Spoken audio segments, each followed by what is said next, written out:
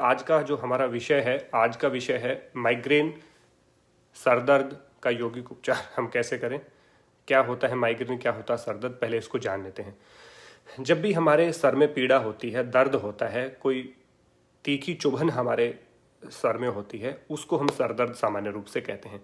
Sir दर्द आपके पूरे सर में भी हो सकता है, सर के एक हिस्से में भी हो सकता है। उसमें आपका थोड़ा सा बॉडी का टेम्परेचर थोड़ा हाई होता है, आपका बीपी उस समय पे थोड़ा सा हाई होता है, क्योंकि आपका जो सर है वो उसमें उसका जो टेम्परेचर है बढ़ जाता है एकदम से।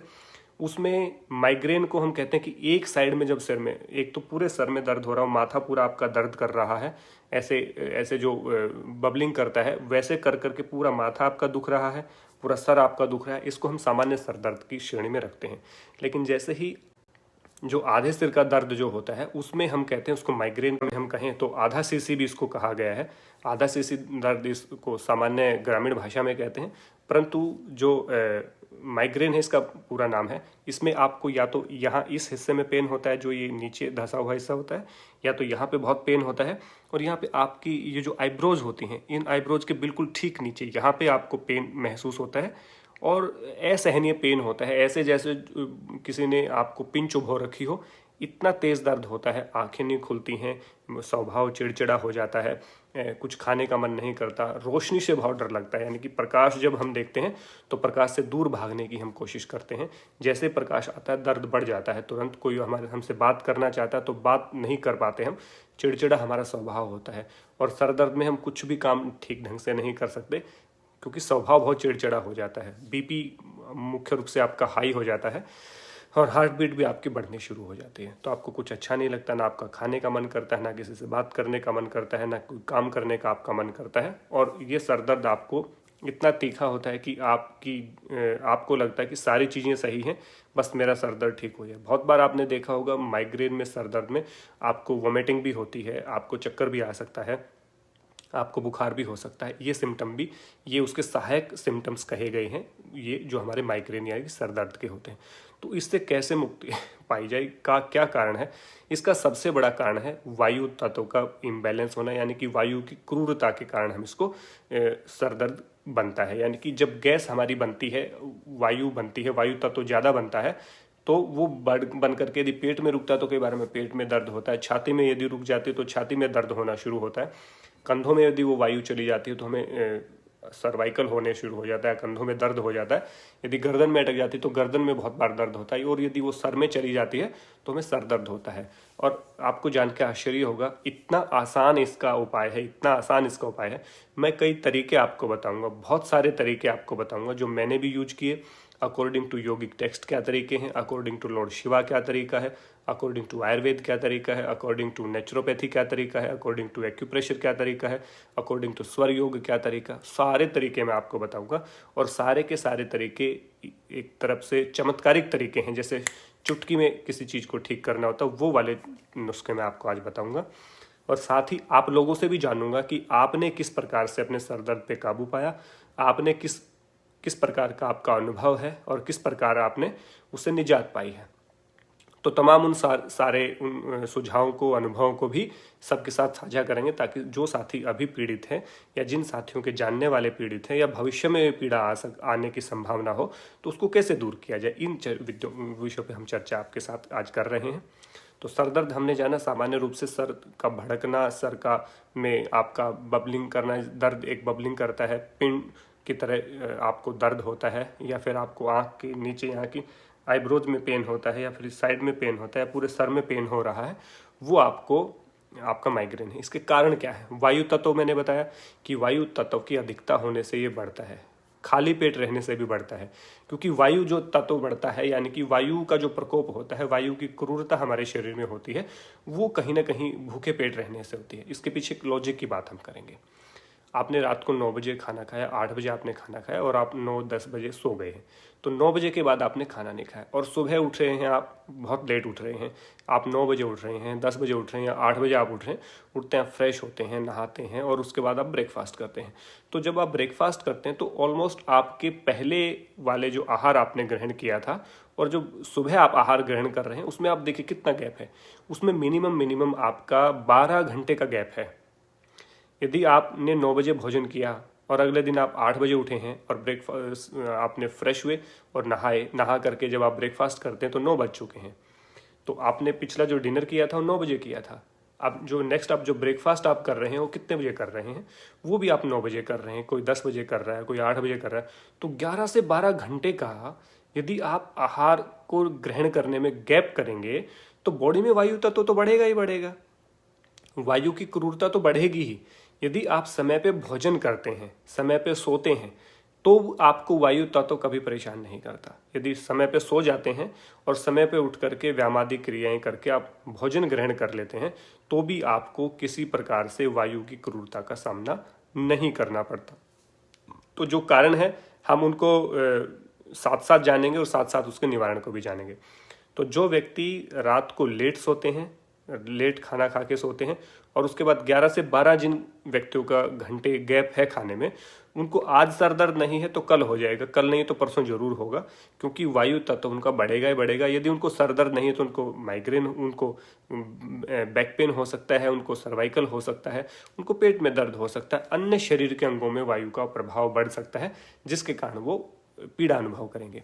तो आप मान के चलिए जिस व्यक्ति ने 11 से 12 घंटे का गैप एक मील के बाद किया है वो कभी नहीं बच सकता वायु की क्रूरता से, वो कितना ही योग करने वाला हो, कितना ही कुछ भी करने वाला हो। तो मेरी हाथ जोड़ के रिक्वेस्ट है आप सभी से कि आपके लास्ट मील और जो आपका जो अगले दिन जो फर्स्ट जो मील है उसमें इतना गैप कभी मत आने दीजिए, कभी इतना गैप मत आने दीजिए कि आपको 11 से 12 घंटे खाली पेट आप हैं। आप सोच के देखिए 11 से 12 जो घंटे आप खाली पेट हैं, उसके बाद जब आहार ग्रहण करेंगे तो वायु उस समय ऑलरेडी बढ़ी होती है। और आपको ने देखा होगा माइग्रेन अर्ली मॉर्निंग बहुत होता है, वायु का जो प्रभाव होता है जैसे जैसे सूर्य निकलता है वैसे वैसे कहते हैं कि इसका प्रभाव बढ़ता जाता है।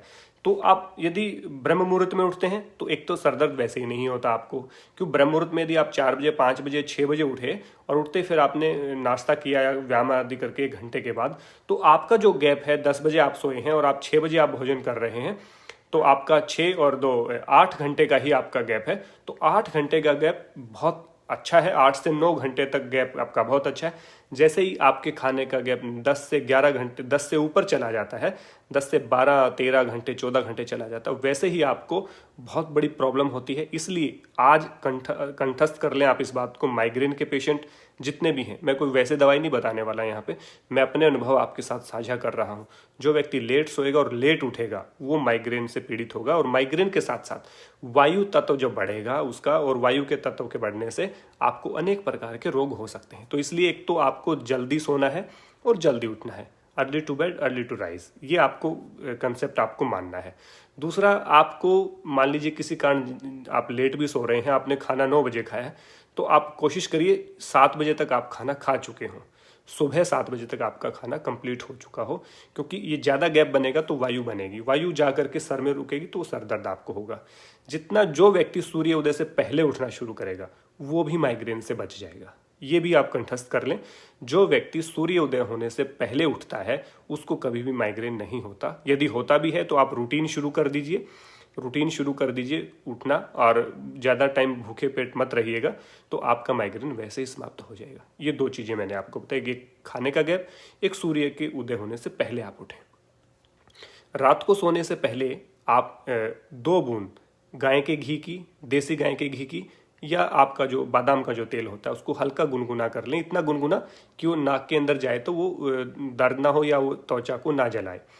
आपने गुनगुना किया और गर्दन को इस तरह से करके, तकिया इधर लगा करके गर्दन को टेढ़ा करके नीचे करके, और 2-2 बूंद आप डालें, 2-2 ड्रॉप दोनों नासिकाओं में यदि आप डाल लेंगे तो भी आपको माइग्रेन जैसी समस्या नहीं रहेंगी। माइंड शार्प होगा, कफ से रिलेटेड प्रॉब्लम भी आपको नहीं होंगी, आंखों के रोग भी आपके दूर हो जाएंगे, और आपका ये जो साइनस होता है ये भी दूर होता है, आपका नजला है वो भी दूर होता है, आंखों की रोशनी यदि कमज़ोर है वो भी बढ़ती है, और आपका सर दर्द भी समाप्त होता है। ये रात को करके आप सोएं, सुबह ब्रह्म मुहूर्त में उठें या फिर सूर्योदय होने से पहले उठ जाएं, ये आप कोशिश करें। तो 3 साधन हो गए हमारे।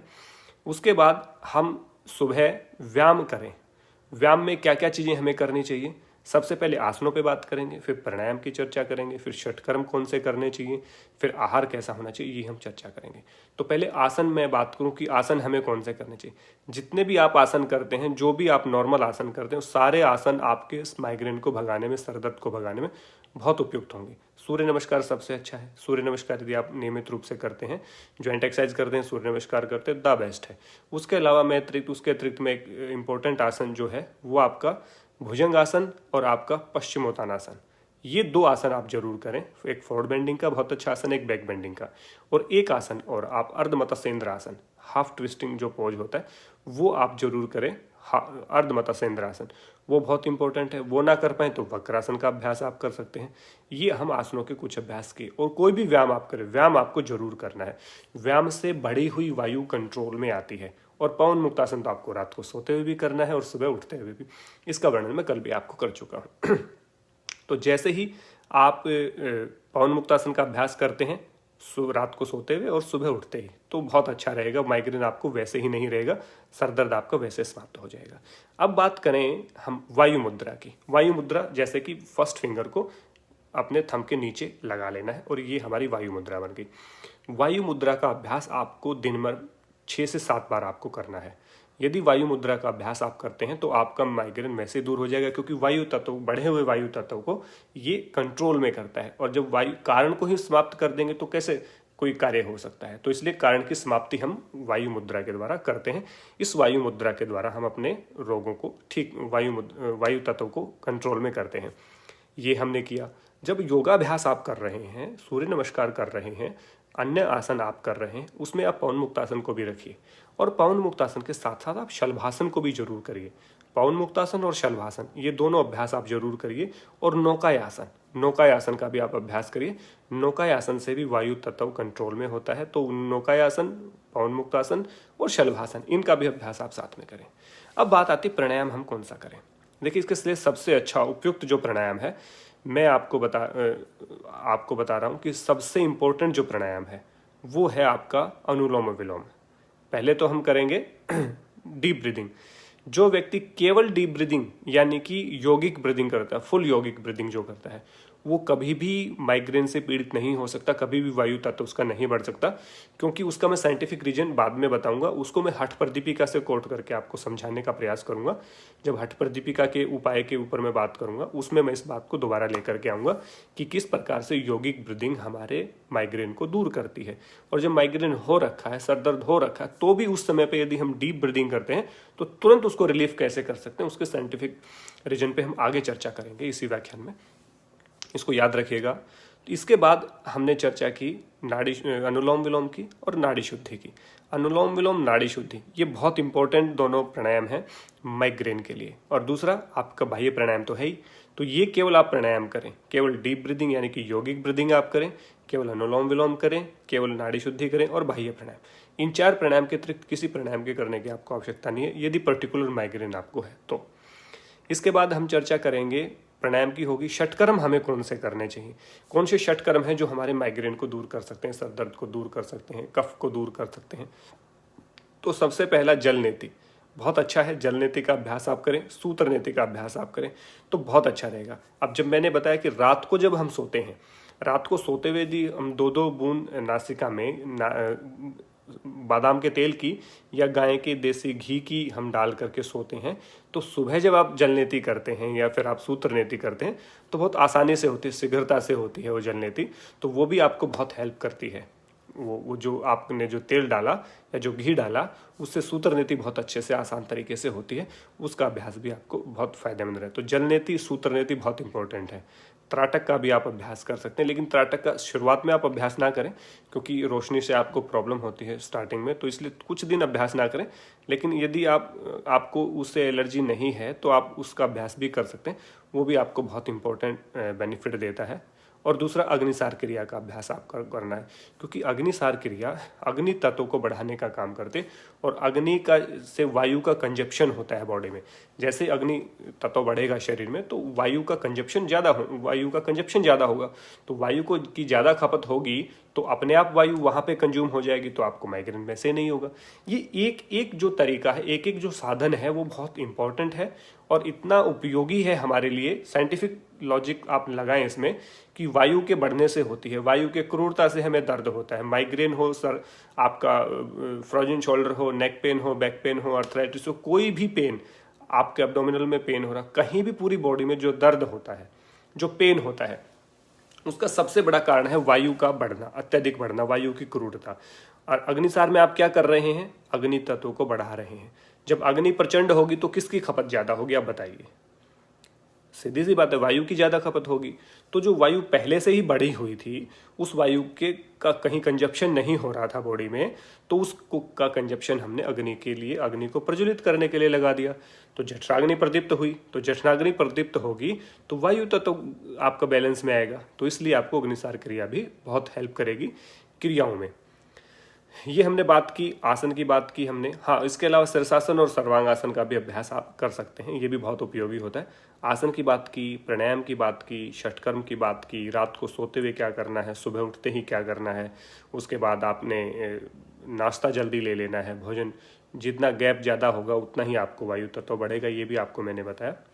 अब हम बात करते हैं कि किस प्रकार से हम एक्यूप्रेशर के माध्यम से इसको ठीक कर सकते हैं। तो एक्यूप्रेशर के माध्यम से आपका जो अंगूठा है, अंगूठे का जो ऊपरी जो भाग है, ये वाला, ये हमारा सर को रिप्रेजेंट करता है। तो इसको ऐसे प्रेस करेंगे, ये प्रेस करेंगे नियमित रूप से। ये नहीं कि आपको सर दर्द है तभी आप प्रेस करें, नियमित रूप से इसको आप दिन में 3 से 4 बार इसके ऊपर, पॉइंट के ऊपर प्रेशर दिलवाएं। किसी दूसरे के हाथ से दिलवाएं, क्योंकि दूसरे के हाथ से दिलवाने का लॉजिक ये होता है कि दूसरे की जो एनर्जी होती है वो भी हमारी बॉडी में आती है, और हम तो चूंकि सफर कर ही रहे हैं वायु की बड़ी वायु से, तो इतना लाभ हमें नहीं मिलेगा और उतना प्रेशर हम नहीं दे पाएंगे कि जितना हमें देना चाहिए। और कभी भी प्रेशर को ऐसे खड़े अंगूठे से नहीं देना है। एक्यूप्रेशर में पूरे अंगूठे को ऐसे पसार करके उसको ऐसे देना है। यदि आपको लगता है कि एक अंगूठे से प्रेशर नहीं दिया जा रहा, तो उसके ऊपर दूसरे अंगूठे को भी आप लगा सकते हैं, ऐसे भी आप इसको दे सकते हैं। अंगूठे को किया और इसको ऐसे, ये अपने हाथ से देंगे तो दोनों अंगूठे आपके प्रेस हो रहे हैं, बाएं और दाएं दोनों अंगूठों में आपने प्रेशर देना है 5 मिनट यहाँ पे, 5 मिनट यहाँ पे, और दिन में 3 से 4 बार आप करेंगे तो बहुत अच्छा आपको रिजल्ट मिलेगा इसका। लेकिन करना पड़ेगा, जानने से आपकी जानकारी बढ़ेगी, लेकिन करने से आपको लाभ मिलेगा। तो आपको सोचना है कि लाभ लेना है कि जानकारी लेनी है। जानकारी तो बहुत भरी पड़ी है सब जगह, लेकिन उसको एक्टिवेट करना है। ठीक है, तो आप एक्यूप्रेशर यहाँ पे करेंगे। ठीक है, आप पैर के अंगूठे में भी ये पॉइंट होता है, वहां भी आप इसका अभ्यास कर सकते हैं। दूसरा, आपका ये जो हिस्सा होता है, ये जो आपका आईब्रोज का बिल्कुल नीचे का हिस्सा होता है, यहाँ पे भी आप अंगूठों से हल्का सा प्रेशर दे सकते हैं। ये वाला, ये जो नीचे होता है बिल्कुल इस आईब्रोज के बिल्कुल नीचे, वेरी नाइस, ये बिल्कुल। और इसको कभी भी एक्सट्रीमली प्रेस नहीं करना है, यहाँ पे बहुत आराम से प्रेस करना, बहुत आराम से। वेरी गुड, ऐसे आप प्रेस करते रहेंगे और ये माइग्रेन आपका दूर हो जाएगा, सर दर्द। इसके अलावा भी आप एक प्रेशर दे सकते हैं यहाँ पे, नासिका के इस भाग पे, यहाँ से लेकर के ये इस भाग को आप हल्के से प्रेस करते रहेंगे अंगूठे और उंगली से। खुद भी आप करेंगे तो आराम मिलेगा आपको पक्का, निश्चित रूप से। ये आप कर सकते हैं। दूसरा, आप ये जो दोनों आपकी जो कनपट्टी हम जिनको बोलते हैं, यहाँ पे दोनों अंगूठों को रख करके और ऐसे हल्के से मसाज आप करेंगे, हल्की हल्की मसाज, बिल्कुल हल्की। तो भी आप अपने सर दर्द को तुरंत दूर कर सकते हैं। यदि कोई दूसरा व्यक्ति करता तो और भी ज़्यादा रिलीफ हमें मिलता है, और यदि दूसरा व्यक्ति करे तो उसकी एनर्जी भी हमें मिलेगी। ये एक हमारा पॉइंट होता है बिल्कुल क्राउन ऑफ द हेड, बिल्कुल सर के ऊपर। तो अंगूठे को यहाँ पे लगा करके यहाँ पे ऐसे ऐसे प्रेस करेंगे अंगूठे को, ऐसे। ये भी आप प्रेस कर सकते हैं, ये भी हमारा एक पॉइंट होता है। दूसरा, जो हमारी गर्दन होती है, गर्दन के बिल्कुल ठीक पीछे, ये जो गर्दन होती है हमारी, गर्दन के ठीक बिल्कुल, आप अच्छे से देख पाएंगे, यहाँ पे जो पॉइंट होता है ये, इस पे हमें प्रेस करना है। जहाँ पे बाल खत्म होते हैं हमारे, ये जहाँ पे बाल हमारे खत्म होंगे, यहाँ पे हमें प्रेस करना है, और एक यहाँ पे हमें प्रेस करना है, यहाँ और यहाँ। ये जो 2 पॉइंट हैं ये भी बहुत इंपॉर्टेंट है। मेरे बाल बहुत बड़े हुए होंगे ना, क्योंकि अभी लॉकडाउन है तो यहाँ पे बार्बर शॉप सारी बंद है, तो कटिंग के लिए नहीं जा सकते। तो ये आप पॉइंट मैंने आपको बताए कि जिससे आप दबा करके लाभान्वित हो सकते हैं। ये सारे एक्यूप्रेशर की हमने बात की। आहार की बात कर लेते हैं। चलिए, आहार में सुस्निग्ध और सुमधुर ही हमें खाना चाहिए। ज़्यादा तला भुना खाएंगे, ज़्यादा लाइट फूड हम खाएंगे जो हल्का होता है, जैसे ब्रेड होते हैं, टोस्ट होते हैं, या नॉर्मल हम हल्का आहार जिसको हम कहते हैं वो हम खाएंगे तो माइग्रेन नहीं ठीक होगा। हमें हैवी फूड लेना है। हैवी का मतलब ज़्यादा वजनदार, जो लंबे समय तक शरीर में स्थिर रहे, प्रसन्नता देने वाला हो, एनर्जी देने वाला हो, धातुओं को मजबूत करने वाला हो, इस प्रकार का मजबूत खाना हमें खाना है। मजबूत का मतलब गरिष्ठ भोजन नहीं खाना, लेकिन सुस्निग्ध और मधुर भोजन हमें करना है। ये बात का आप ध्यान रखिएगा। इसके साथ साथ आप आहार की हमें बात होगी सामान्य रूप से खाना। कोई ठंडा पदार्थ आपको नहीं लेना है जिसकी तासीर ठंडी होती है। रात को जैसे चावल आप लेने में अवॉइड करें थोड़ा सा, क्योंकि रात को चावल लेते हैं तो आपको वायु ज़्यादा बनती है, तो इस प्रकार आप थोड़ा सा अवॉइड कर सकते हैं। कोई ठंडी जो पदार्थ हैं, खट्टे जो पदार्थ हैं, उनका सेवन आप ना करें। उसके अलावा जो मीठे पदार्थ हैं, जो गुणकारी और जो अन्य पदार्थ हैं, उनका सेवन आप कर सकते हैं सामान्य रूप से जो सात्विक भोजन में आते हैं। यदि बासी भोजन आप करेंगे तो भी आपको माइग्रेन बढ़ेगा। तो बासी भोजन बिल्कुल नहीं करना है। दोबारा गर्म किया हुआ भोजन बिल्कुल नहीं करना है। और जो नॉनवेज होता है वो भी आपको नहीं लेना है इसमें। उससे भी आपको, क्योंकि बासी ही होता है एक तरह से, वो उससे भी आपका माइग्रेन और सर दर्द बढ़ सकता है। तो ये तो हुई बात हमारी सामान्य कि हमें किस प्रकार का आहार नहीं लेना। अब हम बात करते हैं अकॉर्डिंग टू हठ प्रदीपिका। मैंने कहा था कि मैं यहाँ पे बात करूँगा दोबारा से डीप ब्रीदिंग यानी कि यौगिक ब्रीदिंग की। अब देखिए, बहुत अच्छा हठ प्रदीपिका में 4 अध्यायों की बात की गई, जिसमें योग के 4 अंग, आसन, प्राणायाम, मुद्रा और नादानुसंधान की बात की गई। 5वें अध्याय में महर्षि स्वामी स्वात्माराम जी बात करते हैं कि जिस प्रकार से हमारे शरीर में रोग हो जाते हैं योग करते हुए, योग के दौरान किसी प्रकार का रोग होता है तो उसको कैसे दूर किया जाए। तो जो वायु की क्रूरता की वो बात करते हैं। जो वायु की क्रूरता होती है, वायु बढ़ जाती है शरीर में और कहीं भी जा करके वायु अटक जाती है, वायु की छोटी छोटी गांठें बन जाती हैं, तो वो पीड़ा करती हैं, वो दिक्कत करती हैं, परेशानी आपको देती हैं। तो उस परेशानी को कैसे दूर किया जाए, ये बहुत इंपॉर्टेंट बात है। तो साथ ही चिकित्सकीय दृष्टिकोण के माध्यम से, यानी कि आपको कैसे ट्रीटमेंट दिया जाए, योगा को एक थेरेपी के रूप में भी स्वामी स्वात्माराम जी हठ प्रदीपिका के 5वें अध्याय में बताते हैं। तो उसमें वो सिंपल सी बात कहते हैं कि जैसे वायु बढ़ गई आपकी और वायु छाती में रुक गई है तो छाती में आपको दर्द अनुभव होगा। यदि आपकी गले में रुक गई है तो गले में आपको दर्द होगा, गर्दन में होगा, सर में होगा, सर दर्द, माइग्रेन आदि जो चीज़ें हैं। तो उसका बहुत अच्छा उपाय वो बताते हैं। उसका साइंटिफिक लॉजिक देखना, वो कहते हैं कि जब वायु रुक जाती है तो वायु को निकालने के लिए वायु का ही सहारा लीजिए। वो कहते हैं कि मान लीजिए छाती में आपकी वायु रुकी हुई है या सर में आपकी वायु रुकी हुई है, तो पूरा श्वास भरिए, यानी कि वो यहाँ पे यौगिक ब्रीदिंग की बात करते हैं। पूरा श्वास भरिए, पूरी वायु को अंदर भर लीजिए। तो पूरा पेट आप भर लीजिए, पूरा छाती आप भर लीजिए और धीरे धीरे उस अपने मन से उस वायु को, पूरी वायु को वहाँ पर लेकर के जाइए जहाँ पे दर्द है। मान लीजिए छाती में दर्द है, सर में दर्द है, आज हम सर दर्द की बात कर रहे हैं, तो पूरी वायु को पेट में भर के, छाती में भर के, और उसको स्मरण कीजिए आपके सर में, और फिर धीरे धीरे उस वायु को निकाल दीजिए। और जैसे ही वायु निकल रही है ऐसे महसूस करिए वो जो आपकी यहाँ जो रुकी हुई वायु थी, जो यहाँ से पेट से वायु बढ़ करके जो ऊपर चढ़ गई थी हमारे मस्तिष्क में, जिससे हमारे माथे में दर्द हो रहा था, उस वायु को धीरे धीरे हम जो एक्सेल कर रहे हैं उसके माध्यम से बाहर निकाल रहे हैं। फिर दोबारा से इनहेल करिए और फिर भरिए और यहाँ तक लेके जाइए और फिर धीरे धीरे उसको निकाल दीजिए। ऐसा करने से आपकी जो रुकी हुई वायु वो उस पूरी भरी वायु के साथ आ जाती है। इसको कैसे समझेंगे? मान लीजिए खड्डे में पानी है और बहुत खराब पानी है, उसको हमें निकालना है बाहर और हमें हाथ से नहीं निकालना, तो हम क्या करेंगे? यदि एक बाल्टी लेकर के हम उसमें पानी और ऊपर से पानी डाल देंगे तो वो जो वायु, जो पूरा गंदा पानी था, वो उसके साथ बह करके निकल जाता है। मान लीजिए जो फ्लो होता है, मान लीजिए कहीं पानी रुका और पीछे से बहुत सारा पानी बह करके आ रहा है, तो उस जो गंदे पानी को भी साथ में बहा ले जाता है। यानी कि वो जो गंदा पानी एक जगह पे ठहरा हुआ था वो ठहरता नहीं है। जिस प्रकार से तालाब का जल गंदा हो सकता है परंतु नदी का पानी कभी गंदा नहीं होता। क्यों? क्योंकि नदी के पानी में प्रवाह होता है, यानी कि निरंतर चलता है, जबकि तालाब का पानी, पौंड का जो वाटर होता है, वो एक जगह पे ठहरता है। इसलिए गंदगी होने की संभावना रहती है, सड़ान आने की संभावना रहती है और कीटाणु पनपने की संभावना होती है। तो जिस प्रकार से अनवरत गति से जल चलता आ रहा है नदी का, उसी प्रकार से हम जो एक जहाँ पे एक वायु हमारी रुक गई थी, उस रुकी हुई वायु को या उस रुके हुए जल को यदि वहाँ से हटाना है तो पीछे से दूसरे नए जल का प्रवाह आप कर दीजिए, तो वो जो रुका हुआ जल था वो स्वयं ही उस दूसरे जल के साथ ऐसे मिक्स होकर के निकल जाएगा जैसे वहाँ कुछ था ही नहीं। और जैसे वो रुकी हुई वायु वहाँ से निकलती है वैसे ही आपको रिलीफ मिलेगा। वैसे वो सर में रुकी हो, छाती में रुकी हो, पेट में रुकी हो, कंधे में रुकी हो, गर्दन में रुकी हो, घुटनों में रुकी हो, कहीं पर भी वायु के रुकने से जो दर्द, जो दबाव, जो प्रेशर आपको बनता है वो स्वयं ही आपका बाहर चला जाएगा, रिड्यूस हो जाएगा। ये बहुत साइंटिफिक है, करके देखना आप इसको एक एग्जाम्पल के माध्यम से और मैं आपको समझाने का प्रयास करूँगा। काफ़ी साल पहले की बात है, हमारे गांव में, जिस गांव से मैं पैदा हुआ, उस गांव में नहर है, तो हम नहाते हैं गर्मियों में। तो मेरे दोस्त हैं मनोज और हरदीप, दोनों बहुत अच्छे दोस्त हैं मेरे। तो कॉलेज में मेरी टीम में थे, योगा टीम में। तो मनोज और हरदीप दोनों मेरे पास आए गाँव में।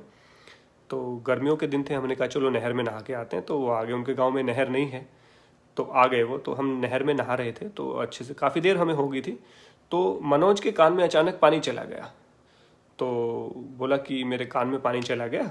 तो मैंने कहा अब क्या करोगे, कैसे निकालोगे?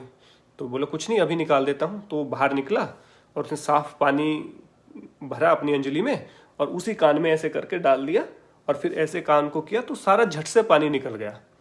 मैंने कहा ये कैसे होगा?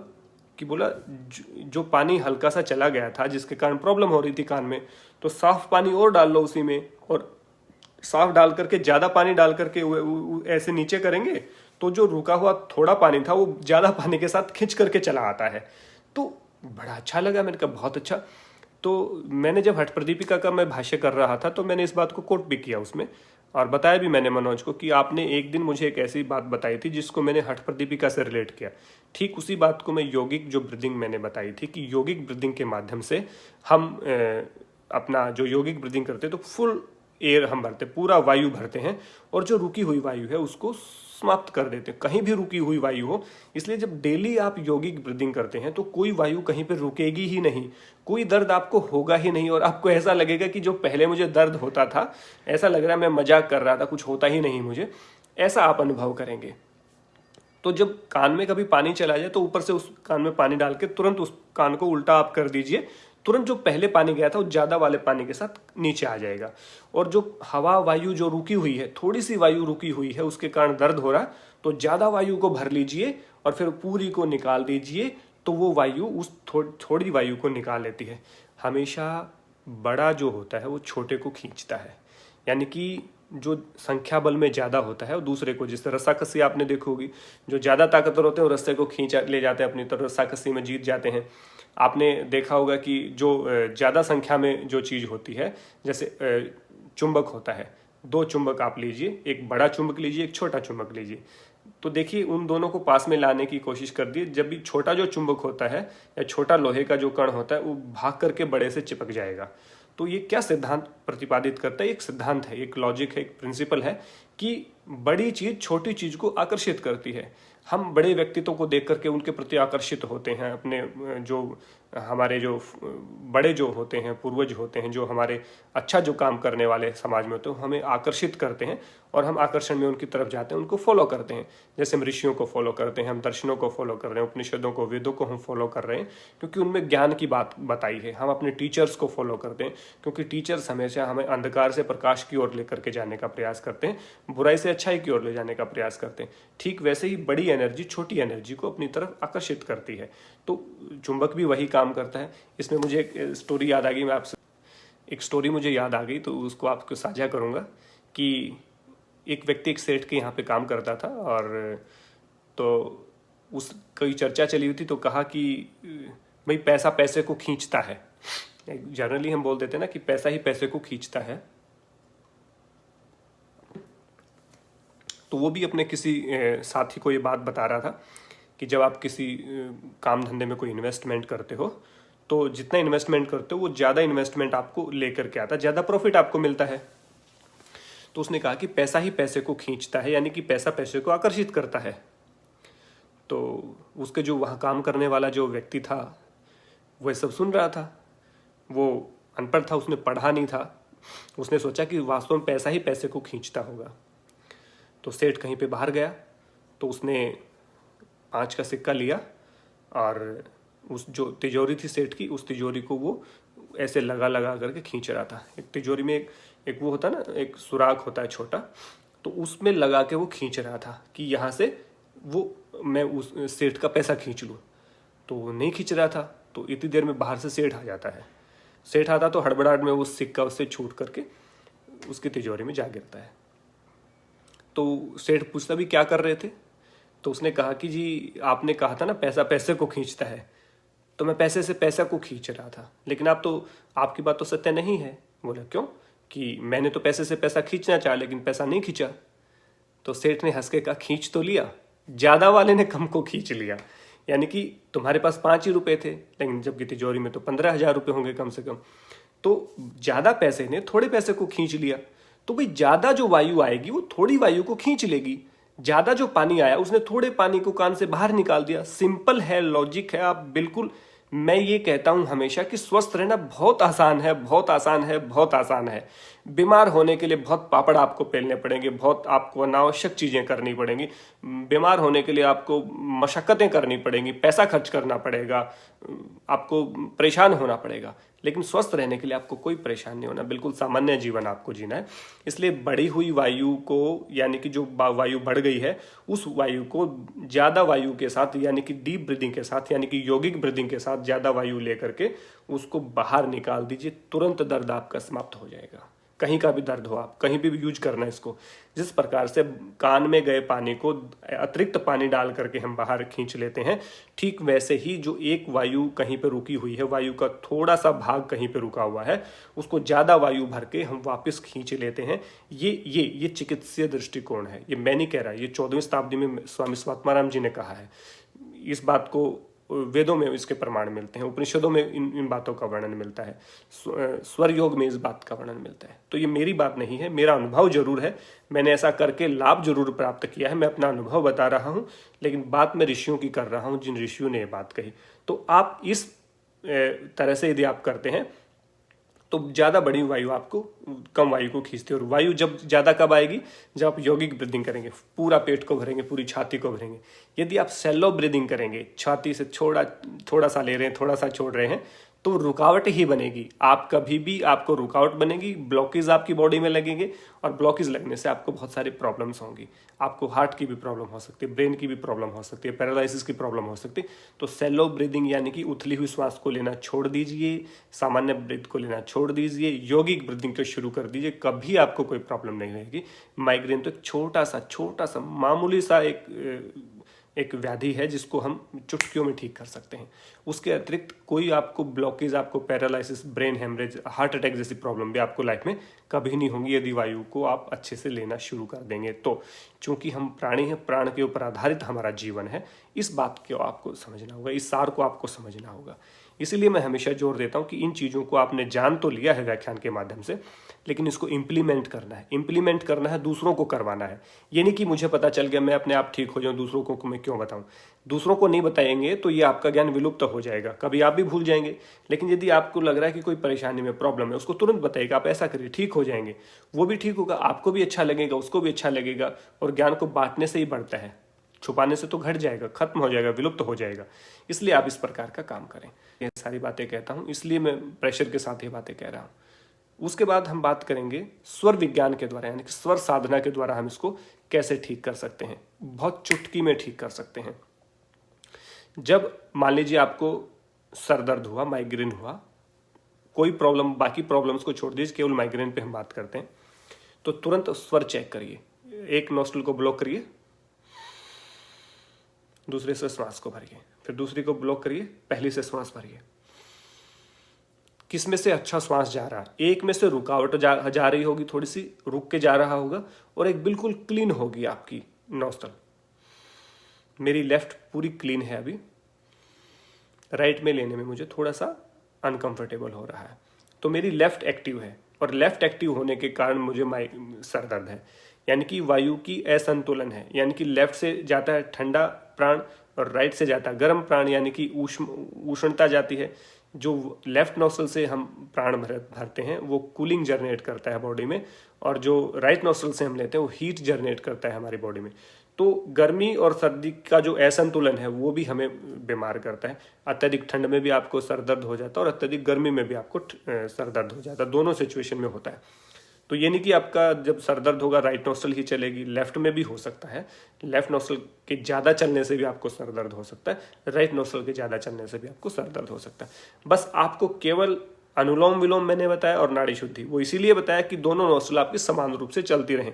वो परमानेंट इलाज मैंने बताया। अब मैं इंस्टेंटली जो रिलीफ मिलता है वो आपको बता रहा हूँ। मान लीजिए लेफ्ट चल रही है और आपको सर दर्द है, तो आप कुछ ना करें, लेफ्ट को बंद करके राइट से श्वास को ले और राइट से ही छोड़ते रहें, राइट से लें राइट से ही छोड़ते रहें, उसको बिल्कुल ब्लॉक कर दें। लंबा और गहरा लेना है, तो तुरंत आपकी राइट एक्टिव हो जाएगी। जैसे ही राइट एक्टिव होगी तुरंत आपका जो सर दर्द है ऐसे खींच करके 2 से 3 मिनट में समाप्त हो जाएगा। यदि लेफ्ट एक्टिव है, आप लेफ्ट आर्मपिट में पिल्लो लगाइए और लेफ्ट साइड लेट जाइए, तो राइट आपका ऊपर रहेगा, राइट एक्टिव हो जाएगा, लेफ्ट ब्लॉक हो जाएगा। लेफ्ट के ब्लॉक होते ही आपका राइट एक्टिव हो जाएगा। राइट से नोस्ट्रल से जब प्राण अच्छे से आने लगेगा तुरंत आपका सर दर्द ठीक हो जाएगा। सेम यदि राइट एक्टिव और सर दर्द है तो राइट को बंद कर दीजिए, लेफ्ट से इनहेल और एक्सहेल करिए और फिर राइट आर्मपिट में पिल्लो लगा के इधर लेट जाइए, तो लेफ्ट आपकी एक्टिव हो जाएगी, तो भी आपका माइग्रेन तुरंत ठीक हो जाएगा, सर दर्द बिल्कुल तुरंत ठीक हो जाएगा। ऐसा नहीं कर सकते तो बहुत आपने बाबाओं को देखा होगा या बूढ़े लोगों को देखा होगा, क्या करते हैं जिसको माइग्रेन रहता है उसको यहाँ पे बाजू पे ना वो एक धागा बांध देते हैं, बहुत मजबूत सा डोरा जिसको हम बोलते हैं, बहुत ना टूटने वाला धागा होता है, और वो देखते हैं कि इसका लेफ्ट नोस्ट्रल ज़्यादा एक्टिव रहता है कि राइट रहता है, तो यहाँ पे वो बांध देते हैं। तो उसके बाद लेफ्ट में बांधेंगे तो लेफ्ट नोस्ट्रल आपका कम चलेगा और राइट एक्टिव रहेगा, और राइट ज़्यादा चलता है तो राइट में बांधते हैं वो, और लेफ्ट एक्टिव हो जाएगा फिर आपका। तो लेफ्ट के एक्टिव होने से आपको वो जो प्रॉब्लम थी वो आपको आपकी समाप्त हो जाएगी। ये आप करके देखिएगा। यदि ये नहीं कर सकते, आपको राइट चला हुआ राइट को बंद करना है, क्योंकि राइट आपको नुकसान कर रही है, राइट आपको सर दर्द कर रही है, तो एक रुई की लुगदी बनाएं और आपने कान में डाल दें राइट ईयर में, तो राइट ब्लॉक हो जाएगा कुछ देर में। यदि लेफ्ट चल रहा है, लेफ्ट को ब्लॉक करना है, तो लेफ्ट में आप रुई को डाल दीजिए। इस प्रकार से आपको तुरंत रिलीफ मिलेगा, यानी कि धीरे धीरे आपका वो नोस्ट्रल बंद हो जाएगा। यानी कि जो नोस्ट्रल चल रहा है उसको बंद करना है, जो बंद है उसको चलाना है। यानी कि जो वायु हमारे शरीर में प्रवेश कर रही है, ईड़ा नाड़ी की वायु प्रवेश कर रही है, तो वो नुकसान कर रही है, ईड़ा को बंद कर दीजिए।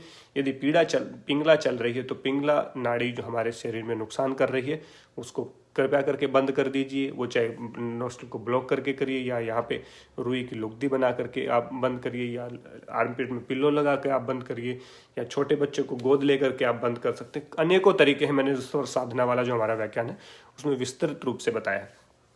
तो इंस्टेंटली कैसे रिलीफ मिलेगा, दिनचर्या में परिवर्तन करके कैसे रिलीफ मिलेगा, आसन करके कैसे रिलीफ मिलेगा, प्राणायाम करके कैसे रिलीफ मिलेगा, षटकर्म का अभ्यास करके कैसे रिलीफ मिलेगा, स्वर साधना का अभ्यास करके कैसे रिलीफ मिलेगा, एक्यूप्रेशर से कैसे रिलीफ मिलेगा, उसके बाद हम अपना जो हमने बताया कि स्वामी स्वात्माराम की चिकित्सकीय दृष्टिकोण के साथ कैसे रिलीफ मिलेगा, तमाम बिंदुओं पे हमने चर्चा की।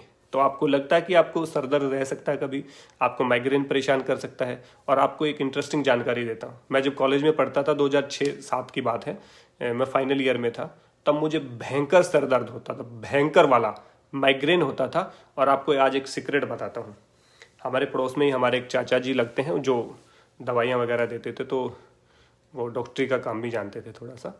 तो आसपास सबको पता था कि मैं योगा जानता हूँ और योगा टीम का कैप्टन भी था मैं अपनी कॉलेज टीम का। मनोज और हरदीप मेरी उसी टीम में थे। तो मुझे माइग्रेन होने लगा, तो अब मैंने घर पे बताया कि मुझे मेरा सर दर्द हो रहा है। तो वो कह रही कि हम टैबलेट ले आते हैं तुम्हारे लिए। तो मैंने कहा, मेरी माँ ने कहा भाई को कि जा उस फला डॉक्टर से टैबलेट लेके आओ और बोलना कि सोमवीर को सर में दर्द है। मैंने कहा नहीं मत जाओ वहाँ पे। तो बोले क्यों? मैंने कहा उनको लगेगा कि मैं तो योगा वाला हूँ और योगा वाला होकर के मुझको सर दर्द कैसे हो गया और मैं दवाइयाँ खाऊंगा। तो मैंने कहा शर्म आएगी। वो कह रहे नहीं फिर अपना नाम लेके ले आएगा ये।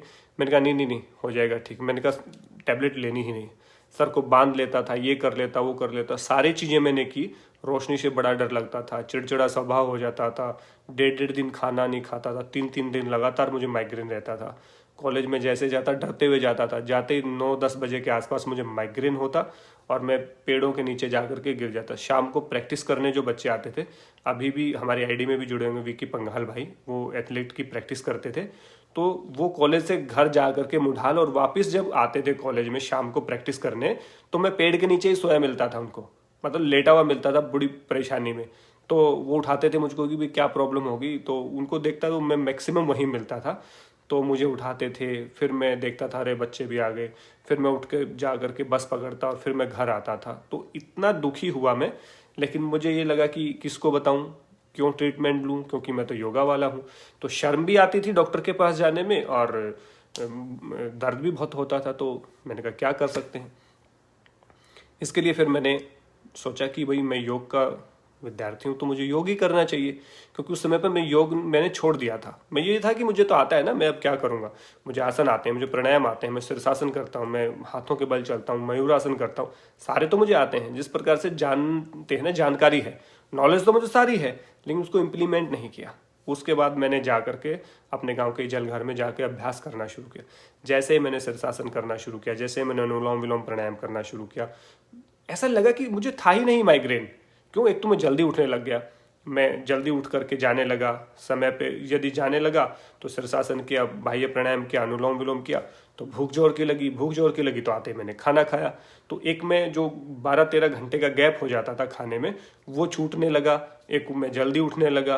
वो सारी चीज़ें मुझे ऊपर इतना प्रभाव रहा कि 1 महीने में मुझे लगा कि मुझे माइग्रेन था ही नहीं, लगता है मुझे कभी। और ऐसा लग रहा है कि ऐसे गायब हो गया जैसे भेड़ के सर से सींग गायब हो जाते हैं। तो मतलब चमत्कारिक था मेरे लिए सब। और उसके बाद मुझे स्वर विज्ञान की जानकारी हुई, मैंने पढ़ा। तो उसके बाद एक का दुक्का बाद कभी हो जाता तो मैं तुरंत, मतलब मुझे इतना कॉन्फिडेंस हो गया कि सर दर्द डर के भाग गया। कि मुझे हल्का सा मैं चाहता था कि सर दर्द हो, मुझे मैं क्यूरियोसिटी रहती थी कि सर दर्द हो और उसको मैं चुटकी में भगाऊं। और जैसे होता मैं तुरंत आर्मपिट में पिलो लगाता, चेक करता और तुरंत भाग जाता। तो ये चमत्कारिक परिणाम मैंने अपने ऊपर अनुभव किए हैं और आप लोगों ने भी बहुत सारे अनुभव किए होंगे। तो इसलिए मैंने आज ये माइग्रेन का रखा। और मुख्य रूप से पूनम भासीन जी की ये रिक्वेस्ट थी कि माइग्रेन और सर दर्द पर रखें, औरों की भी कईयों की रिक्वेस्ट थी। तो ये मेरा खुद का सेल्फ एक्सपीरियंस भी मैंने आपको शेयर किया, हठ प्रदीपिका को शेयर किया, स्वर विज्ञान को शेयर किया। तो बहुत सारी चीज़ों को हमने शेयर किया इस व्याख्यान के माध्यम से। आशा कि आपको पसंद भी आया होगा और आप इम्प्लीमेंट भी करेंगे। इससे संबंधित कोई भी आपका सवाल है, कोई भी क्वेश्चन है, कोई भी सुझाव है, कोई भी प्रतिक्रिया है, कोई भी अनुभव है, वो मुझसे आप साझा करिएगा। और अब आप मुझे सवाल लिख के दीजिएगा और जो भी आपने पूछना है, अपने अनुभव हैं, सुझाव, प्रतिक्रियाएं, वो लिख के दीजिएगा। अब उस पर चर्चा करते हैं आप सबके साथ और जानते हैं कि किस प्रकार से इसको आपके अनुभव हैं। तो आप कमेंट लिखिएगा मुझे और सारे कमेंट पढ़ करके उनके रिप्लाई करेंगे। अब आपसे चर्चा कर